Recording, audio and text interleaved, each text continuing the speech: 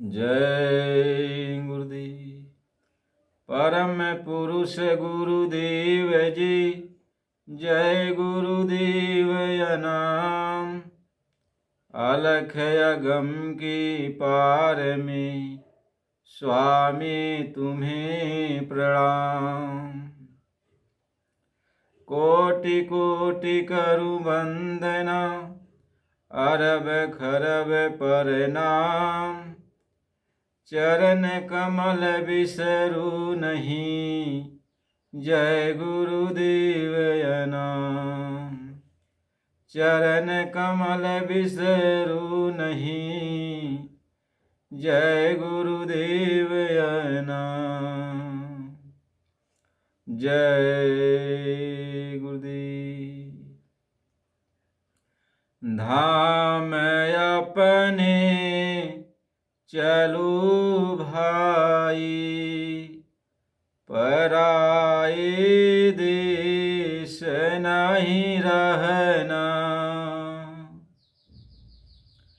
काम अपना करो जाई, पराए काम नहीं फंसना। नाम गुरु का सम्हारे चल, यही है दाम गठ बंधना। जगत का रंग सब मैला, धुला ले मान यह कहना। भोग संसार के दिन की, सहज में त्यागते चलना। शरण सतगुरु गहु दृढ़ की, करू ये काज पिल रहना। धाम अपने चलो भाई, पराए देश नहीं रहना। परम पूज्य परम संत बाबा जय गुरुदेव जी, स्वामी जी महाराज के चरणों में कोट कोट प्रणाम। आप सभी प्रेमी सत्संगी भाई बहनों, आप सब लोग जो इस वीडियो के माध्यम से मालिक के सत्संग वचन को सुन रहे हो, आपको सादर जय गुरुदेव। ये सत्संग मालिक की दया से ही मिलता है। जब मालिक की बहुत बड़ी अपार दया होती है तो सत्संग मिलता है, और सत्संग जब मिलने लगता है तो जन्म जन्म की जो पाप हैं यह धुलने लगते हैं, साफ होने लगते हैं। मन बुद्धि चित्त अहंकार ये निर्मल हो जाते हैं।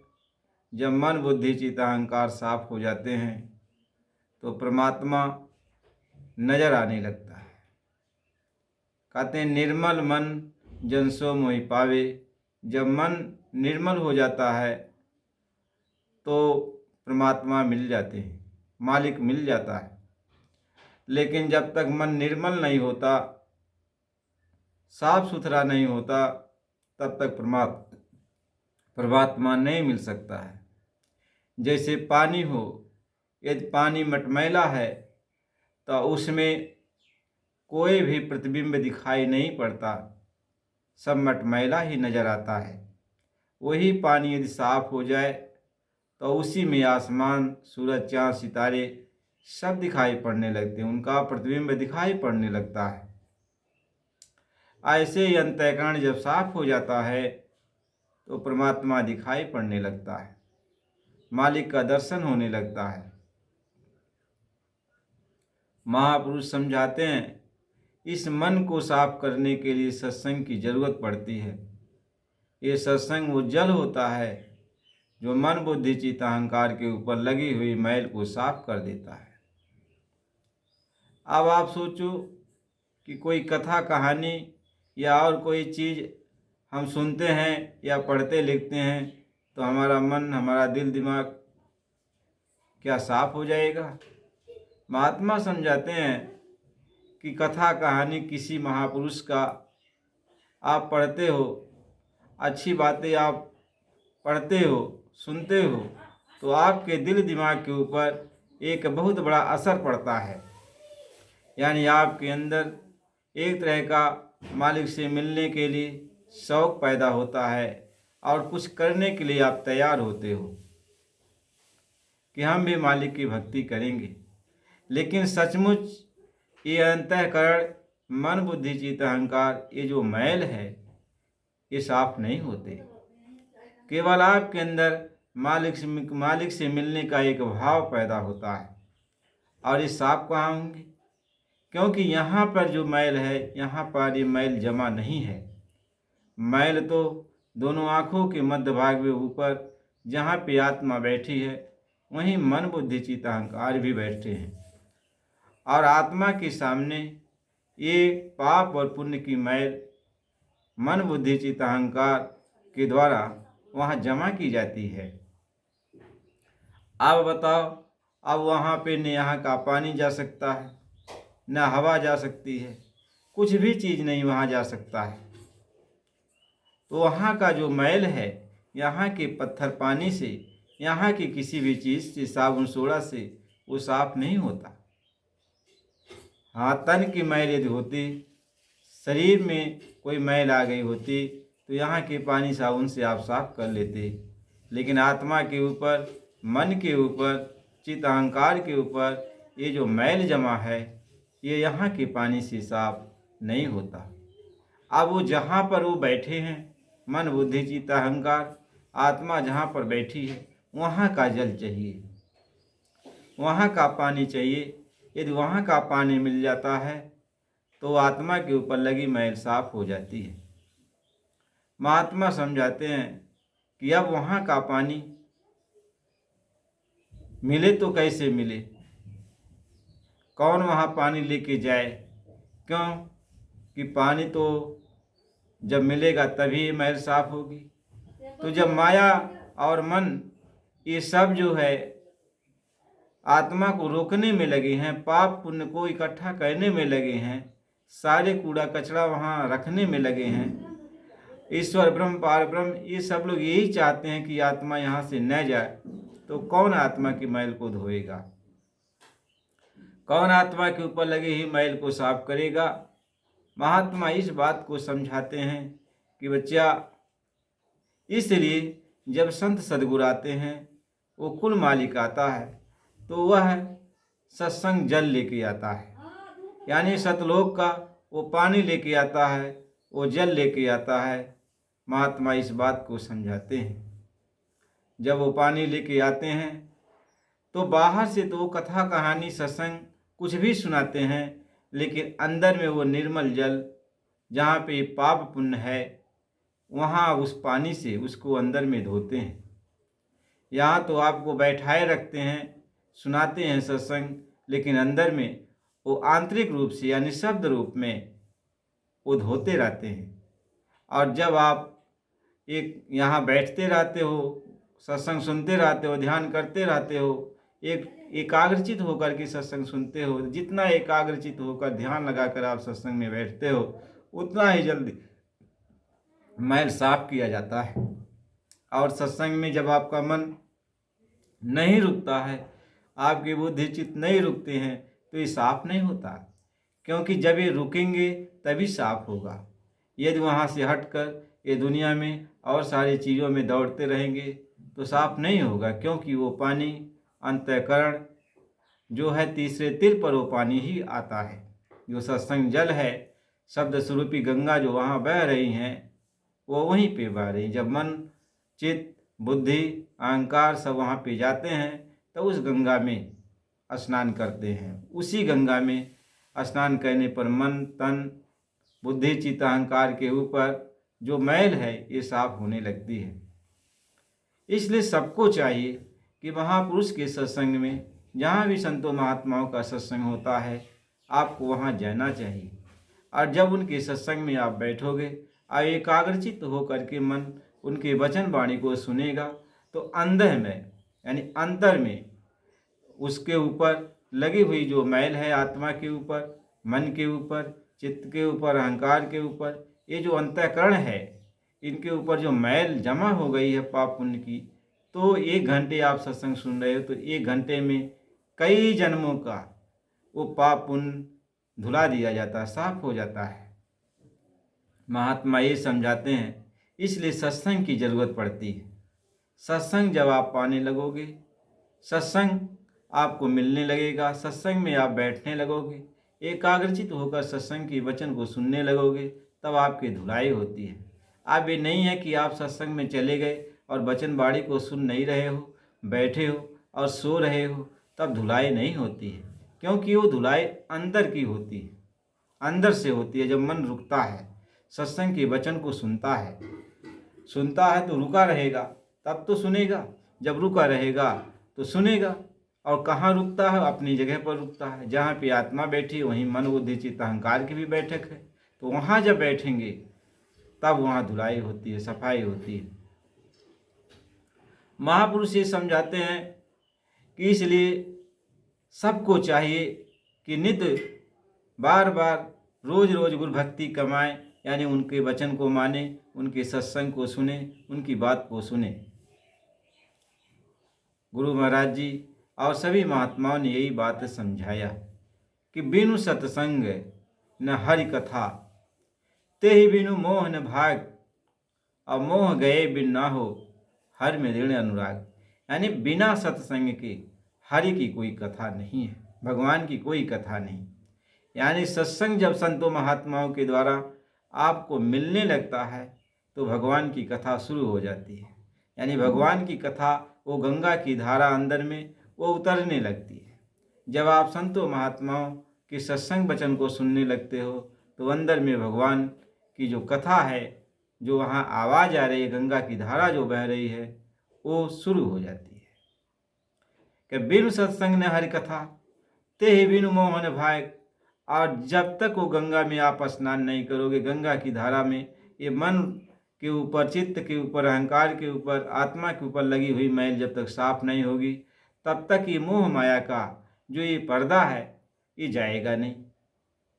और जब तक ये मोह माया का पर्दा जब तक जाएगा नहीं, तब तक प्रभु में, भगवान में दृढ़ता के साथ प्रेम नहीं होगा, अनुराग नहीं होगा, प्यार नहीं होगा, मोहब्बत नहीं होगी। आप अपने घर चलने की तैयारी नहीं कर सकते हो।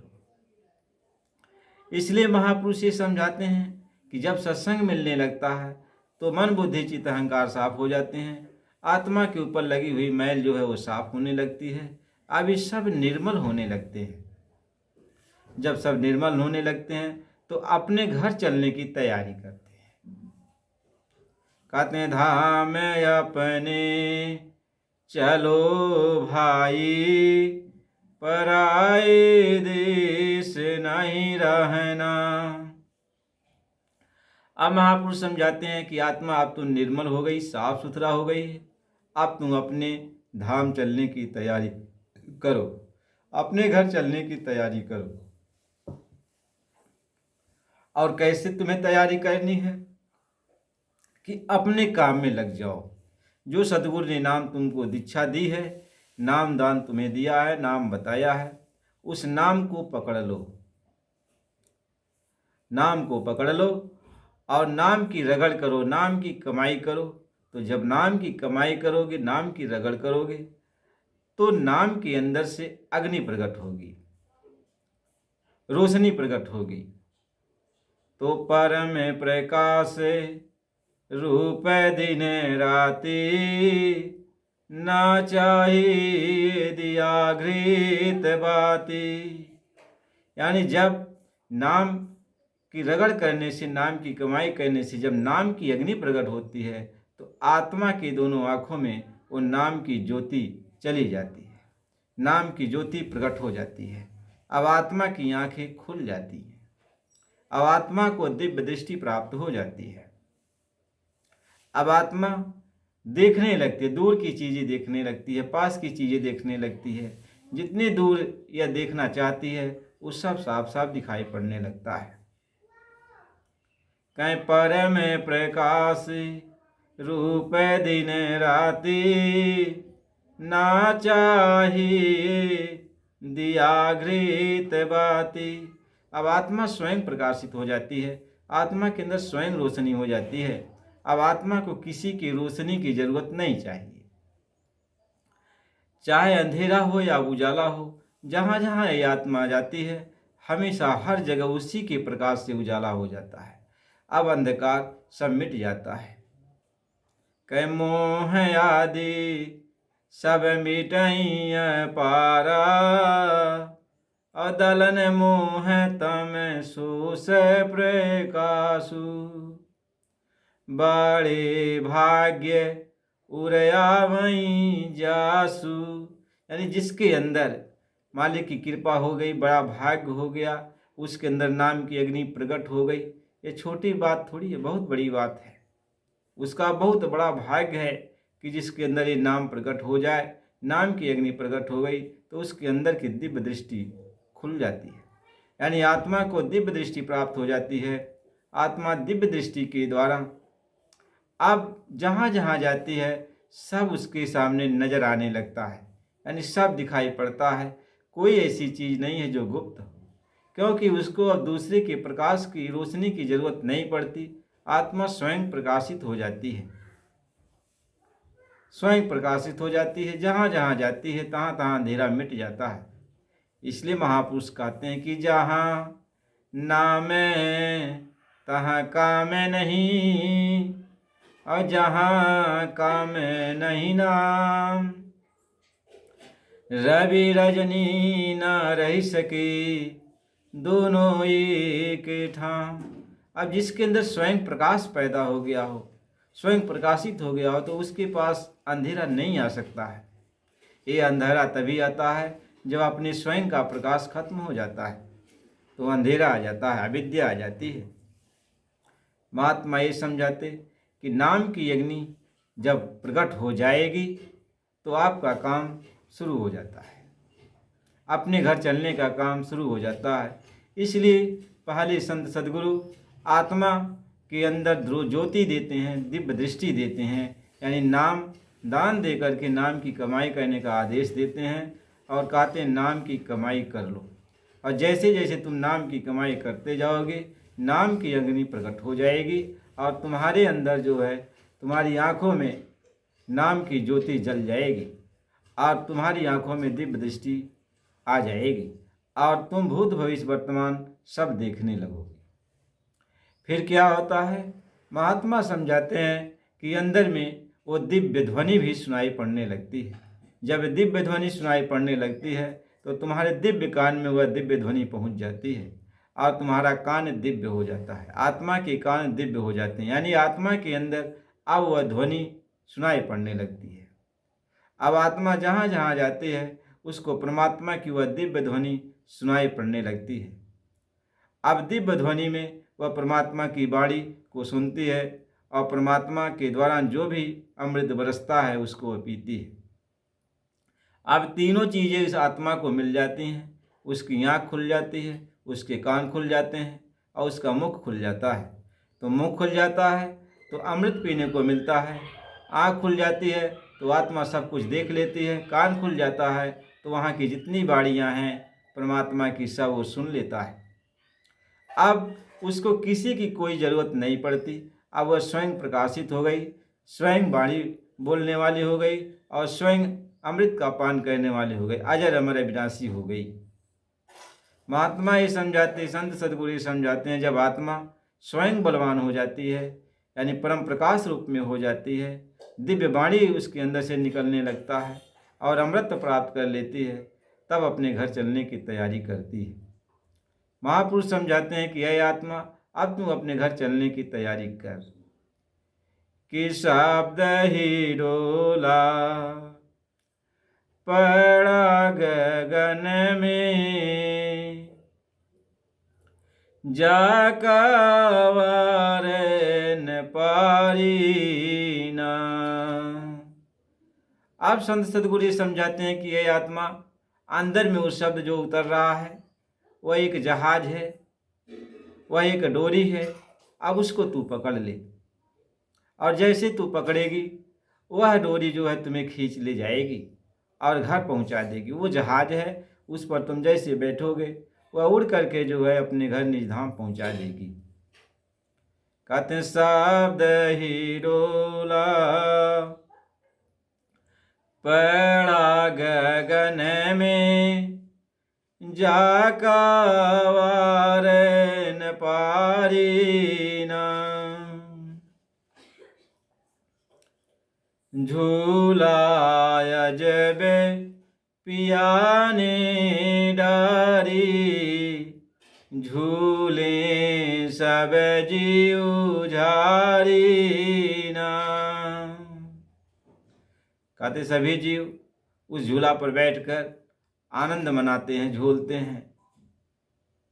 महात्मा ये समझाते हैं ये शब्द की जहाज है और शब्द का हिरोला है, इस पे आत्मा सवार हो जाती है, फिर अपने घर चलने की तैयारी करती है। महात्मा समझाते हैं, संत सदगुरु समझाते हैं कि धाम अपने चलो भाई, पराये देश नहीं रहना। ये पराया देश है, ये काल का देश है, इस देश में तो रहना नहीं है।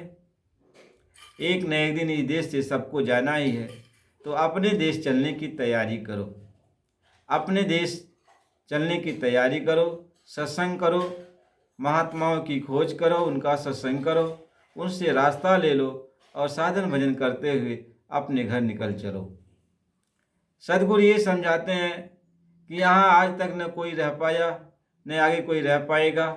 जो भी आया एक न एक दिन यहाँ से वो जाएगा, चाहे कोई भी हो, सबको छोड़ के यहाँ से वो जाएगा ही।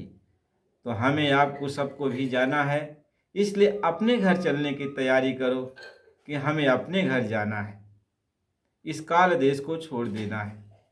तो इसके लिए हमें सदगुरु के पास जाना पड़ेगा, संत सदगुरु के पास जाना पड़ेगा, उनकी सेवा करनी पड़ेगी। वो जब खुश हो जाएंगे तो आपको अपने घर जाने का मार्ग बता देंगे, नाम बता देंगे। और जब नाम बता देंगे तब तुम नाम की कमाई करना, नाम का अभ्यास करना, साधन भजन सिमरन करना। इसी के द्वारा आप अपने घर चल सकते हो, यही अपना काम है। कहीं काम अपना करो जाई, पराये काम नहीं फंसना। कहते हैं जब सदगुरु आपको मिल गए, अब आपको रास्ता बता दिया, तो अपना काम यानी सुमिरन, ध्यान, भजन, सदगुरु का सत्संग, उनकी आज्ञा का पालन करना, सेवा करना, यही अपना काम है। इस काम को तुम करते रहो और दुनिया का काम उतना ही करो कि जितने में तुम्हारा गुजर बसर हो जाए। इस दुनिया के कामों में इतना फंसना मत, क्योंकि एक न एक दिन यह दुनिया छोड़ के सबको जाना पड़ेगा। तो दुनिया के लिए यदि तुम सब कुछ करते रह जाओगे तो अपने लिए कुछ नहीं कर पाओगे। इसलिए अपने लिए करते जाओ और दुनिया उतना ही करो कि जितना चल जाए, इसमें फंसो मत। ये जानते हो कि कोई ऐसा नहीं है कि जो इस दुनिया में रुकेगा। कितना प्यारा से प्यारा कोई है, अच्छा से अच्छा कोई है, चाहे वो चला जाएगा पहले, चाहे हम चले जाएंगे पहले। जाना है और बिछुड़ना तो ही है। यहाँ बिछुड़न का देश है। यहाँ मिलन तो थोड़ी समय के लिए होता है, लेकिन मिलने के बाद जब बिछुड़न होता है तो वह बहुत असहनीय पीड़ा देता है, जिसकी पीड़ा तो कोई कोई बर्दाश्त भी नहीं कर पाता। यह वियोग होता रहता है। ये क्षण क्षण इस संसार में, काल देश में वियोग होता है और दर्द हमेशा होता रहता है। कभी पिता चले जाते हैं तब दर्द, कभी माँ चली गई तब दर्द, कभी भाई चला गया तब दर्द, कभी बेटी बेटा चले जाए तब दर्द, कभी पत्नी चली गई तब दर्द, कभी पति चला गया तब दर्द। यानी यहाँ हमेशा दर्द ही दर्द है, हमेशा कष्ट ही कष्ट है, हमेशा जीव दुखी रहता है। कभी रिश्तेदार चले गए, उनके दुख सुनकर दुखी जीव हो जाता है। महात्मा ये समझाते हैं यह दुखों का एक सागर है। इस दुखों के सागर में बच्चा सुख मिलने वाला नहीं है। इसलिए इसी दुखों के सागर में रहते हुए अपने घर चलने की तैयारी करो। यही तुम्हारी सबसे बड़ी समझदारी है, यही बुद्धिमानी है।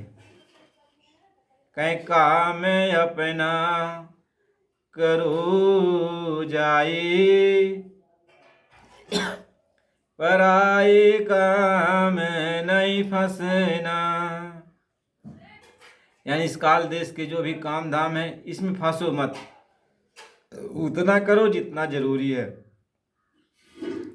बाल बच्चों के लिए, परिवार के लिए, समाज के लिए ईमानदारी मेहनत से कुछ काम धंधा कर लो और इसी में समय निकाल करके तुम अपना काम कर लो, भगवान का भजन कर लो, भक्ति कर लो। जो रास्ता मिल जाए उसका अभ्यास करो, एक कमाई करो। यही है कमाई, अपने घर चलने की एक कमाई है। जब इनाम धन की कमाई पूंजी इकट्ठी हो जाएगी तो यह तुम्हारे लिए बहुत मददगार साबित होगा, बहुत तुम्हारी सहायता करेगा। और कोई सहायता करने वाला नहीं है, गुरु और नाम। गुरु सहायता करेंगे और उनका नाम सहायता करेगा। यानी जो मार्ग बताएं उस मार्ग पर चलोगे तो नाम की कमाई जो तुम्हारे पास पूंजी है वो और गुरु, यही आपकी सहायता करेंगे। इसलिए गुरु मिल गए तो गुरु की बात को मान करके नाम की कमाई कर। महापुरुष समझाते हैं कि काम अपना करो जाई, पराए काम नहीं फंसना। नाम गुरु का संहारे चल, यही है दाम गठ बधना। कारण तुम्हारे जो दाम है, यानी जो धन है, जो दौलत है, जो तुम्हारे साथ जाने वाली है, गुरु का दिया हुआ नाम है। इसको तुम संभालना, हमेशा टटोलते रहना, कहीं यह नाम तो हम भूल तो नहीं गए, रूप तो भूल तो नहीं गए, स्थान तो भूल तो नहीं गए, आवाज़ तो भूल तो नहीं गए। ये जो गुरु ने बताया, परिचय दिया, नाम रूप स्थान आवाज़ें, यह हम भूल तो नहीं गए। इसको हमेशा याद करते रहो, सिमरन करते रहो। कहीं सिमरन कैसे किया जाता है, ध्यान कैसे किया जाता है, भजन कैसे किया जाता है, ये हमेशा इसको टटोलते रहो, इसको दृढ़ता के साथ पकड़े रहो। सुबह शाम हमेशा इसका साधना करते रहो और हमेशा दिनों रात इसका ख्याल करते रहो। गुरु ये समझाते हैं कि नाम की कमाई करो। गुरु महाराज जी ये समझाते हैं। अब हमें नाम की पूंजी मिल गई, नाम की कमाई करने के लिए। कहें गुरु का नाम संभाले चल, यही है दाम गठ बधना। शरण सतगुरु गहो दृढ़ की, करो यह काज पिल रहना। अब तू सतगुरु की शरण में हो जा, उन पर भरोसा कर, उन पर विश्वास कर कि हम गुरु के हो गए हैं और गुरु हमारे हो गए हैं। अब हम गुरु की शरणागति लेते हैं। ये तन, ये मन, ये आत्मा सब कुछ हम गुरु के हवाले कर देते हैं कि हे मालिक, मैं अब आपकी शरण में हूँ, आप मेरी रक्षा करो, रक्षा करो, रक्षा करो। मुझे भव सागर से पार करो, मुझे काल बंधन से पार करो। अब उनकी आप शरण में चले जाओ। शरणागति लेने का मतलब यह होता, अब उनकी शरण में चले जाओ, यानी उनके पास चले जाओ। कैसे कोई किसी के पास चला जाता है, कहता भैया हम बहुत परेशान हैं, हम आपकी शरण में आए हैं, हमारी संभाल करो, हमारी रक्षा करो।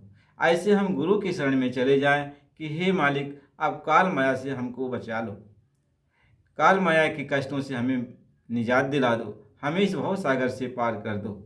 इसी को कहते हैं कि सद्गुरु की शरण, यानी सद्गुरु की शरण में चले जाओ, गहि के साथ, दृढ़ता के साथ, फिर उनके शरण छोड़ो मत।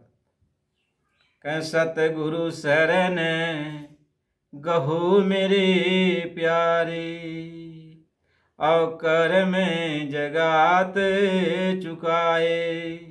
अब तो उनकी शरण में जब चला जाएगा तो जितना भी इस संसार में लेन देन का हुआ है, जो असंख्य जन्मों का, जिसकी कोई गणना नहीं है, तुम्हारे ऊपर कर्मों का लेन देन कर्जा लदा हुआ है, ये सद्गुरु सब कर्जा को चुका देंगे। वो सर्व समर्थ हैं, आप उनकी शरण में चले जाओ। गुरु महाराज जी इसी बात को समझाते हैं कि सद्गुरु के सिवाय इस कर्म कर्जा को कोई अदा नहीं कर सकता, कोई अदा नहीं कर सकता, कोई दे नहीं सकता, कोई चुका नहीं सकता। जब तक ये कर्म कर्जा चुकेगा नहीं, तब तक ये आत्मा अपने घर जा नहीं सकती। गुरु महाराज जी इसी बात को समझाते हैं। इसलिए शिष्य को चाहिए कि जब सद्गुरु से रास्ता मिल जाता है, वो नाम की कमाई करते हुए अब गुरु के शरण में चला जाए, गुरु की छत्र छाया में हो जाए और गुरु की रहनुमा में वो काम करे, राजी रहे, जैसा गुरु कहें वही वो करे। महात्मा इसी बात को समझाते हैं। सतगुरु शरण गहो मेरे प्यारे, कर्म जगात चुकाए। तो आप कर्मों को चुका देंगे। अब जब आप निर्मल हो जाओगे, आपके पास कोई बोझ नहीं रहेगा, तो घाट जगाती क्या करे जो सिर बोझ न हो। जो रास्ते में चुंगी लेने वाले बैठे हैं, अब ये क्या करेंगे जब तुम्हारे पास कुछ रहेगा नहीं? रास्ता सब खाली कर देंगे कि आप जाओ। ऐसे जब कर्मों का कोई लेन देन आपके पास नहीं रह जाएगा, तो सारे के सारे लोग जो रास्ते में चौकी बना करके बैठे हुए हैं तुम्हें रोकने के लिए, सब रास्ता तुम्हारा छोड़ देंगे, कहेंगे आप जाओ, अब हम रोकेंगे नहीं, आपके पास कुछ नहीं है। गुरु इस तरीके से कर्म कर्जा को चुका देते हैं। कहें शरण सतगुरु गहो दृढ़ की, करो ये काज पिल रहना। इसी काज को तुम करो और पिल रहना, यानी गुरु की शरण में रहना, उनके अंदर रहना, उनसे बाहर मत जाना। कहें जगत का रंग सब मैला, धुलाले मान ये कहना। कहते हैं ये दुनिया का जितना भी रंग कर्म कर्जा तुम्हारे ऊपर चटक मटक चढ़ा हुआ है, इसी को धुला ले। गुरु की शरण में जाकर इसी रंग बिरंग कर्म कर्जा को तो धुला ले और मेरी बात को तू मान ले, तब तू अपने घर चल पाएगा। महापुरुष गुरु महाराज जी इस बात को समझा के कहते हैं। इसलिए हम सबको चाहिए अपने कर्म कर्जा को धुलाने के लिए गुरु की शरण में चले जाना चाहिए, गुरु से रास्ता लेना चाहिए, उसकी कमाई करनी चाहिए और अपने घर चलने की तैयारी करनी चाहिए। कहीं भोग संसार कै दिन की, सहज में त्यागते चलना। जब तू सत्संग में बैठेगा तुम्हें समझदारी आ जाएगी कि ये दुनिया के भोग जो हैं ये कितने दिन के लिए है, जो तू यहाँ पे है कितने दिन के लिए है, कितने समय यहाँ का संसार का तू सुख भोग पाएगा, ये तो तुम्हें खुद भी पता नहीं है कि कितने दिन तक तू भोग पाएगा, तुम्हें यह भी पता नहीं कितने साल तक तू यहाँ रहेगा। इसलिए तू गुरु के पास जा और जल्दी जल्दी अपने काम में लग जा, और जब तक इस संसार में तू है यहाँ का भोग कर ले, और जब यहाँ से चल तो अपने घर निकल जा। जैसे मधुमक्खी छत्ता लगाती हैं, और जो समझदार मधुमक्खी होती है छत्ता के एक किनारे बैठकर रस भी चूस लेती हैं और फिर सूखे परों से उड़ जाती हैं। और यदि कोई मधुमक्खी समझदार नहीं है तो बीज छत्ते पर यदि वो बैठ करके रस को चूसने लगती है तो रस भी चूस नहीं पाती है, और उसका सारा पखना उसी मधु में जो है लिपट जाता है और फड़फड़ा फड़फड़ा करके वो मधुमक्खी उसी में मर जाती है, बाहर भी नहीं निकल पाती है। इस तरह से महात्मा समझाते हैं कि तू संसार में रहो, इसके किनारे पर रहो, संसार का सुख भी ले लो, और फिर यहाँ से धीरे से जब समय आ जाए तो धीरे से निकल चलो, इसमें फंसो मत। यानी ये लाशा अपने पखने में मत लगाओ, नहीं तो यही लाशा तुमको बार बार इसी जन्म मरण के बंधन में ले आएंगे। इस लाशा को लगाओ मत, यानी किनारे बैठे रहो। महात्मा इसी बात को समझाते हैं, सद्गुरु इसी बात को समझाते हैं कि धाम अपने चलो भाई, पराये काम नहीं फंसना। तो इसलिए अपने धाम चलो और पराये कामों में फंसो मत। पराये काम में यानी ये दुनिया के काम में फंस जाओगे तो उलट पुलट के कहीं संसार झाड़ो झांखर और आगे लगे बरी जाना है, रहना नहीं देश बेगाना है। कहते संसार झाड़ और झाकर है, झाड़ झाकर है। यह संसार में जो भी आ गया इसी झाड़ झाकर में उलझ कर मर जाएगा और कभी निकल नहीं सकता। कोई कितनों कहे कि हम निकल जाएंगे, कोई नहीं निकल पाया, न आज तक कोई निकल पाया न निकल सकता है।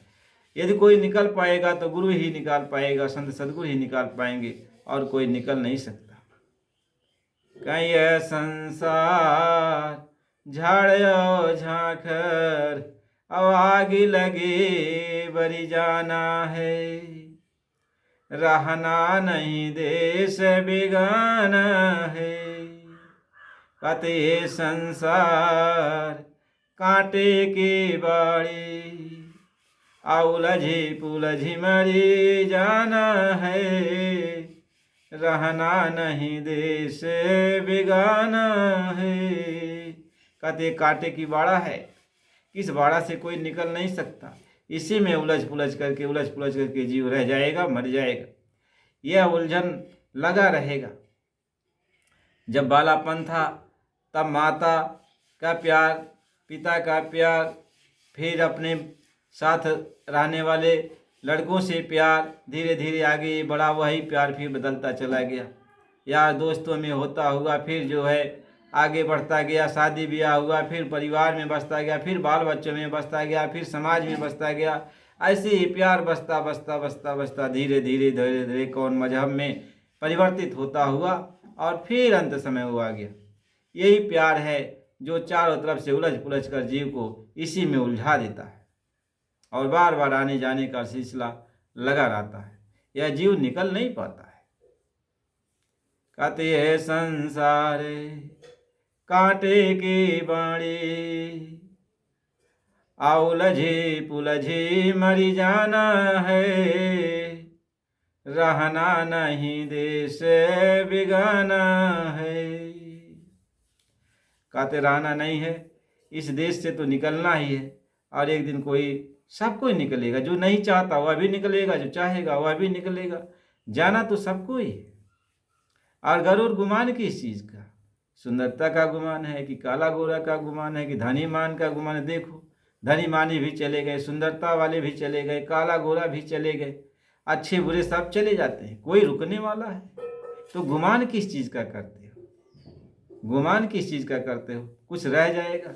सारा गुमान यहीं सबका चला जाएगा, यहीं ख़त्म हो जाएगा और मुट्ठी भर राख बन करके सब लोग रह जाएंगे। इसलिए महात्मा समझाते हैं कि यहाँ से निकल भागो। अय बच्चा, संत सदगुरु से रास्ता लेकर यहाँ से निकलो। यहाँ रहने की जरूरत नहीं है। यहाँ तो यह झाड़ झंखार है, आग लग जाएगी और सब बढ़ जाएगा, खत्म हो जाएगा। कया संसार राती का सपना, झूठे माही कहाँ अटके रे। कहते रात का सपना है और सब आँख खुलते ही सब झूठा हो जाएगा, सपने खत्म हो जाएंगे। कहोगे ये सपना था, ये तो झूठा था। ऐसे जिस दिन आँख तुम्हारी यह बंद होगी, इस दिन उसी दिन से यह सब सपना हो जाएगा। सारा मोह माया यहीं का खत्म हो जाएगा। कोई न तुम्हारे साथ न तुम किसी के साथ, अकेले अकेले जहाँ भी रहोगे अकेले रहोगे।